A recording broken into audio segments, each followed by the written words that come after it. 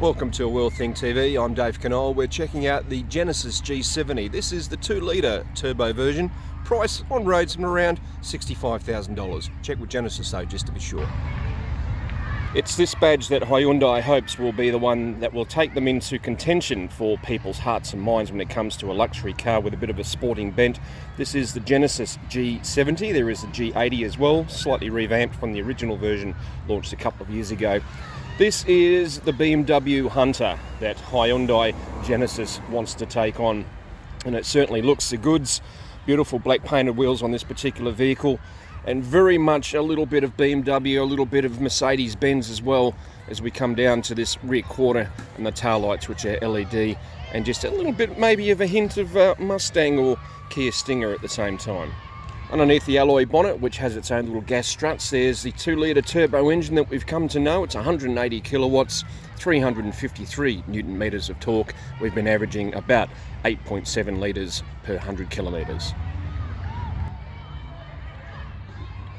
This is the entry model G70, so it's not quite as luxurious as the other models, especially with the 3.3 litre turbo found in the Kia Stinger that Hyundai/Genesis have gone for the share model there.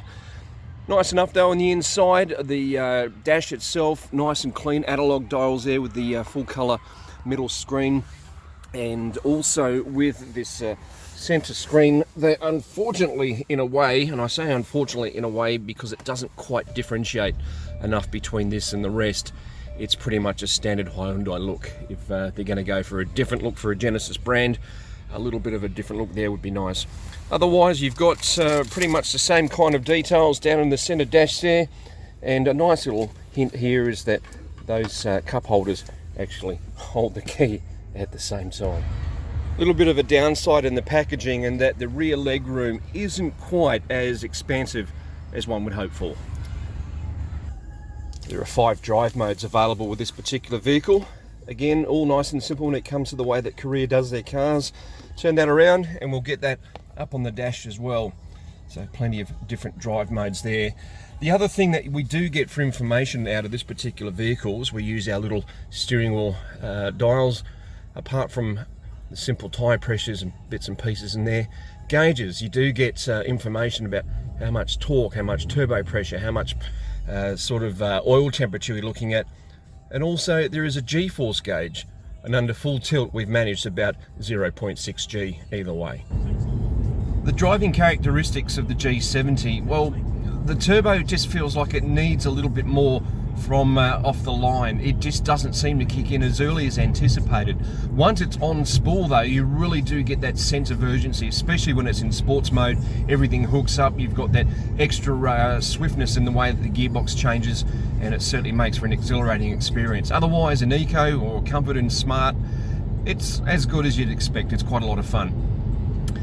The other point is that you do have the choices of changing the steering feel. You've got comfort or sports, and that also applies to the transmission. So if you're a sporting driver, you've got a little bit of exhilaration. If you're a comfortable driver, you can just slur around and just enjoy the luxurious feel. When it comes to the actual ride quality, there's a little bit of tyre noise coming through on the Corsa chip tarmac. Otherwise on smooth, well, it's as quiet as you'd expect with all the noise insulation.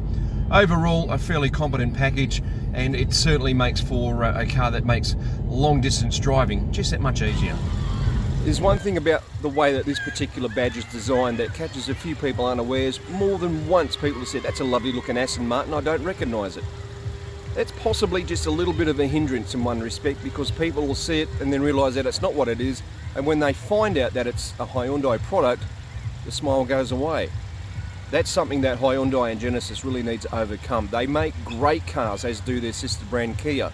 The problem is that the perception is still that they're just a cheap Korean car. Nothing could be further from the truth. This has turned out to be an absolute ripper car to drive, certainly with those 5 drive modes and your reasonable economy otherwise. The only thing is, rear leg room, again, probably a little bit of a hiccup for some. Otherwise, thanks very much, I'd like it. For A World Thing TV, I'm Dave Knoll.